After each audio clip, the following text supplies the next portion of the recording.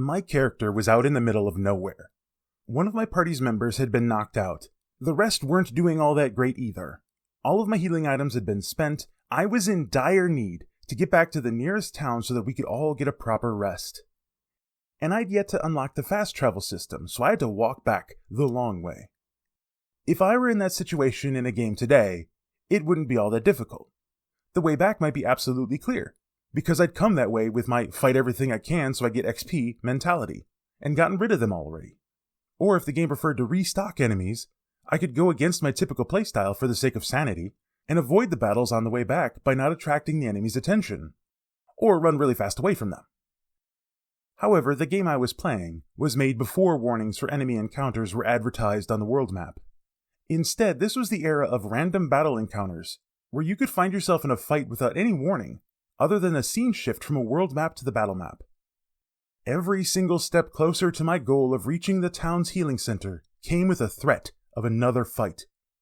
I'd take a couple of steps and a random battle would pop up.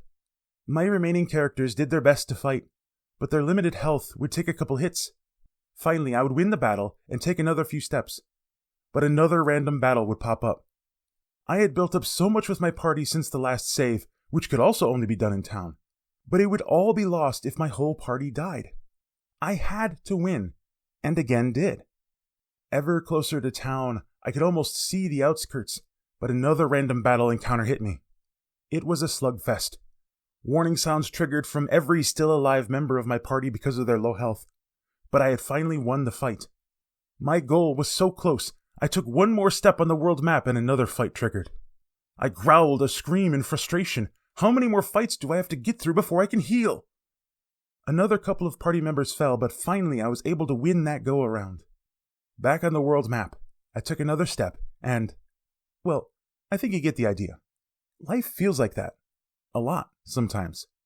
We face difficulty after difficulty, problem after problem. At first, things all seem like we could overcome them. But then we're hit again, and again, and again, and again. Random battles sounded so good when we thought only about how much XP that would get us. But after the 100th shift of battle, we just want to scream. We were happy to have a job at all, until we've had to deal with that same annoying person for the 20th time. Today. We thought that we might finally get our mental health to a somewhat stable level, but now we're seeing our 7th specialist having tried out so many failed antidepressants that we can't even remember the names of them all. We decide that the time has come to deal with the sin in our lives that should have been worked on a long time ago. But we fail. Again.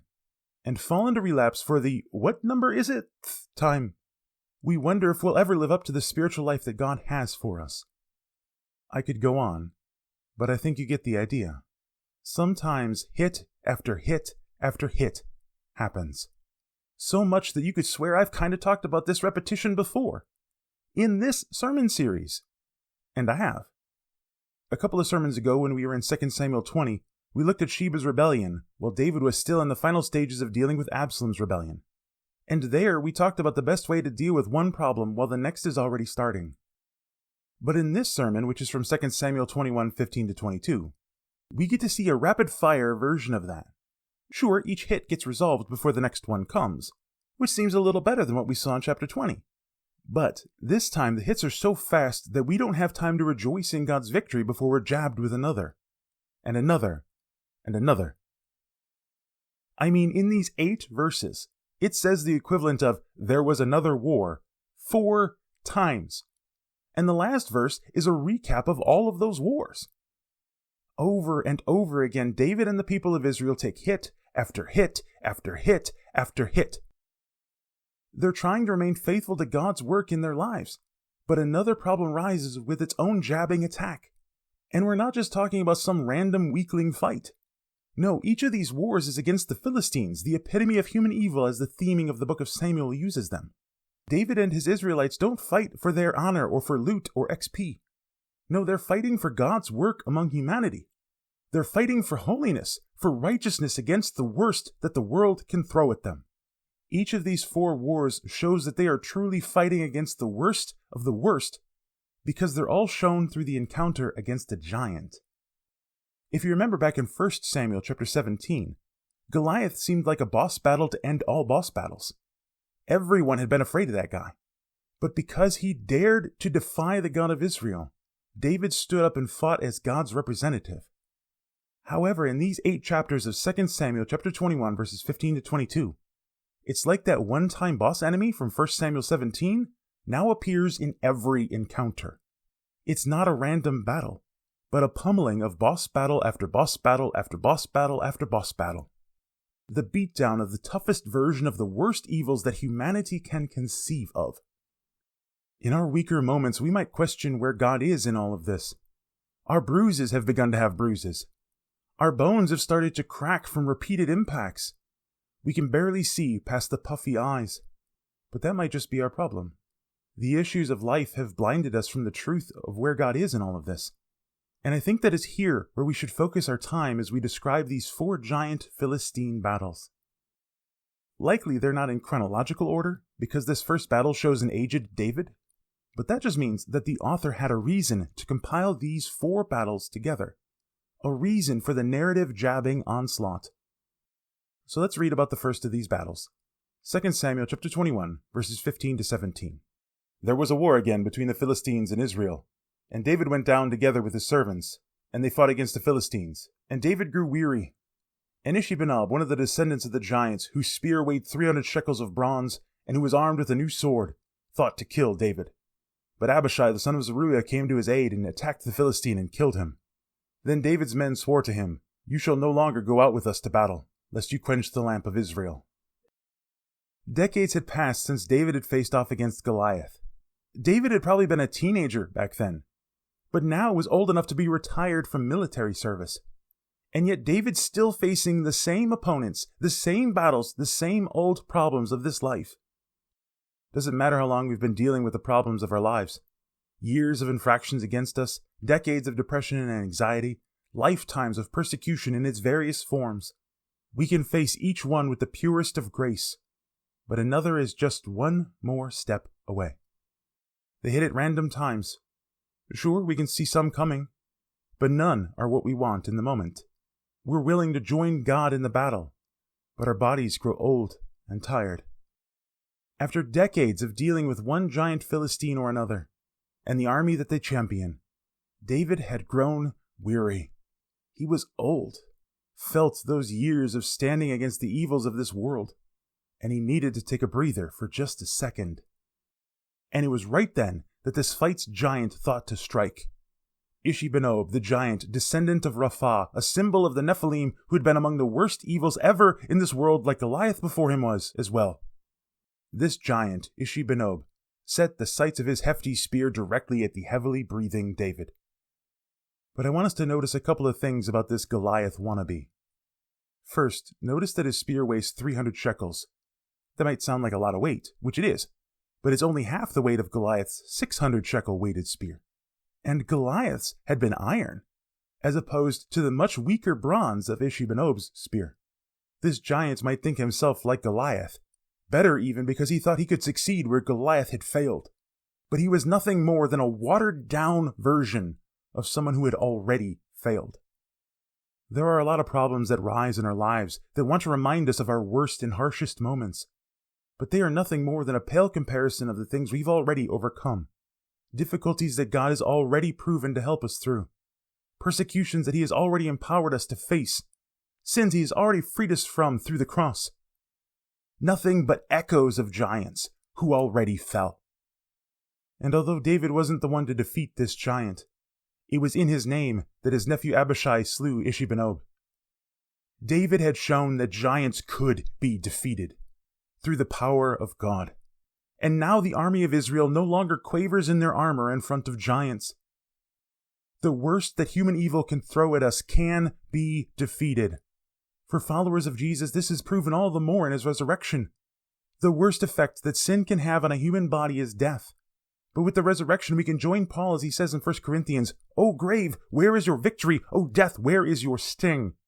When we see that the worst enemy that sin and human evil can throw at us is able to be overcome, we no longer need to fear its arrival. Sure, we can grow tired of the pummeling that human evil brings upon us, but we need not fear, for it has already been defeated on the cross and through the resurrection. Jesus has shown us that death has no power over those who are his, just as David had shown his nephew and his army that giants could bleed. This is why it's not a disgrace when the army of Israel tells David in verse 17 that he should no longer go out with them to battle. He had shown them the way, taught them the truth of every enemy of God. They can be defeated, and will be, because God will be victorious in the end. Instead, God's chosen king should remain the lamp of Israel, the light that guides the people against the darkness of this world, the presence of Yahweh himself, and the hope of those who are his. That's what Jesus is for us. God's chosen king who stands as light for his humble people as he brings them restoration. The one who blazed the trail, the one who stood against evil and rose victorious, the one who showed us the way, who actually is the way. Just as we should do against the problems of this life, the Israelite army stood against the Philistine giants with surety, because of their king's victory. It might be just another random battle, but you know one of the best things about such repeat performances? They don't usually take long. 2 Samuel chapter 21, verse 18. After this there was another war with the Philistines at Gob. Then Sibbecai the Hushathite struck down Saph, who was one of the descendants of the giants. We hardly even hear about this war and this Philistine giant before Sibbecai the Hushathite smites him. We know very little else about Saph, other than the fact that he's a giant of the descendants of Rapha. And this limited information includes the parallel passage found in 1 Chronicles 20, which only adds to our knowledge that Sippai was an alternate name for this giant. But the Israelite who defeated him, this Sibbecai, we know he's one of David's mighty men. Sure, he's not shown anywhere else in the book of Samuel, but in 1 Chronicles we see that Sibbecai was the head of one of the 12 divisions of the army that David instituted. Alongside that, 1 Chronicles also names Sibbecai as one of David's mighty men, his special forces. So notice that this repeat performance is little more than a footnote in the victories of David and Israel. At best, it's known because of how mighty the warrior who defeated the giant was, more so than the giant himself. When we fight with God against evil and sin, the fight might seem big, but it can be over quickly. It'll be nothing more than a distant memory in the amazing work of God in our lives, a footnote in the things that he has done for his people. And this is also true of problems that seem like clones of older problems. 2 Samuel chapter 21, verse 19. And there was war again with the Philistines at Gob. And Elhanan, the son of Jaareh-Oregim, the Bethlehemite, struck down Goliath the Gittite, the shaft of whose spear was like a weaver's beam. We start off the verse feeling like we're rereading the previous one. But at the end of that verse, we start to wonder if we've transported back to 1 Samuel chapter 17. We see a war with the Philistines in Gob. But this time the giant is Goliath? Another giant named Goliath? Really? Well, no. 1 Chronicles chapter 20 verse 5 actually tells us that his name was Lami. But he was the brother of Goliath. He might as well have been a clone of his brother, because he was just a repeat of him. Next verse, same as the first. He even had a spear made the same size as his brother. And just like the one he was a clone of, Lami meets his end at the hand of a Bethlehemite. Part of me wonders if there's something in the genes of Bethlehemites. Because, you got David, Abishai, whose father was David's brother, hence the connection to Bethlehem. And then you have this Elhanan. All of them defeated their own giant. And you didn't think I could get past people born in Bethlehem without mentioning Jesus, did you? Another giant killer? The one who defeated the biggest enemy of humanity? Our sin itself? It doesn't matter whether the problems we face are new or just clones of the same old enemy. He is with us to help us through it. And this isn't even the end of Bethlehemites defeating Philistine giants in 2 Samuel 21. Because the fourth giant of our passage is taken down by another, regardless of how special others might have assumed the giant to be. 2 Samuel chapter 21, verses 20 to 21. And there was again war at Gath, where there was a man of great stature, who had 6 fingers on each hand and 6 toes on each foot, 24 in number. And he also was descended from the giants. And when he taunted Israel, Jonathan the son of Shimei, David's brother, struck him down. Another war, another Philistine giant. This time we're told that he was one of great stature. What, the others weren't? Maybe the passage is trying to tell us that he was the tallest among them, a giant among giants. The rest of his description seems to indicate something special about him. He had 6 fingers on each hand and 6 toes on each foot. In the ancient world, those with extra fingers or toes, called polydactyls, were considered to be special. Some might even say that they had a unique destiny ahead of them, favored of the gods, supposedly. And this guy doesn't just have 1 extra finger or toe. He has an extra one on both hands and both feet. Thus, between his impressively giant frame and extra 4 digits, no one would question his amazing self. No one but the God of Israel. Because notice one other thing that separates him from the rest of the Philistine giants in this passage. He's not named. This guy, whose features say that he should be remembered for generations, if not for the rest of history, doesn't even have his name recorded. A John Doe that we can only call Mr. Six Fingers. The difficulties of this life might sometimes look like they're the biggest thing we've ever faced. Like it'll go down in history as the thing that finally took us out. But, because of the power of God, they can become nothing but the biggest trophies of God's victories in our lives. Notice who is named here. Jonathan, the son of Shimei, David's brother. Another nephew who slew another giant. But Jonathan is more than just a random nephew. His name lists him among those God used to slay a nameless giant. He literally lives up to his name, gift of Yahweh, to God's people.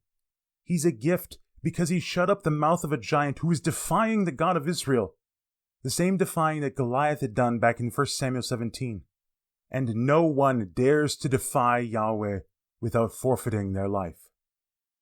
Each of the 4 giants fell, as is summarized in 2 Samuel chapter 21, verse 22. These 4 were descended from the giants in Gath, and they fell by the hand of David and by the hand of his servants. Each time we saw another giant step up to take on Israel, but each time we saw another fall before them. We might want to ask, another one? Every time we face another problem, another difficulty, another sin, another persecution. But that's only when we think about them before their fall. Instead, we should look at another giant that fell, another trial overcome, another sin cast off, another example of human evil dealt with by the power of the cross. Do you remember in this introduction we talked about our question of where God is when the problem hits one after another, after another, after another? Where is He? With us. The one who is the lamp of hope guiding us through the difficulties. The one who calls us to be counted among His mighty warriors. The one who empowers us to face the clones of our same old enemies. And the one who engraves our names on our mightiest trophies. We see Him when we stop looking up at the giant seeking to pummel us, and instead look over the giants that He helped us to take down. It's the exact same thing we saw with David's facing of Goliath. He didn't succeed because he was the strongest warrior or the most thoughtful tactician. No, David succeeded because he couldn't stand to see evil defy his God. And God worked through him to bring down that giant. He wants to do the same through us. Help us take down those human evils, both in our lives and in the lives of others. Again and again and again and again, take them down. Even still, we will face giants, but they will not stand. Every problem, every depression, every sin, let us work with God through them, and He will stand with us victorious. That victory might not look how we expect it to, sure, and victory might take a long time coming. But do not grow weary. The lamp of our hope will not go out. He will not fail His humble people. Restoration will come, even if it takes until Jesus' return to happen, because our King fights with us. And unlike David, Jesus will never need a breather.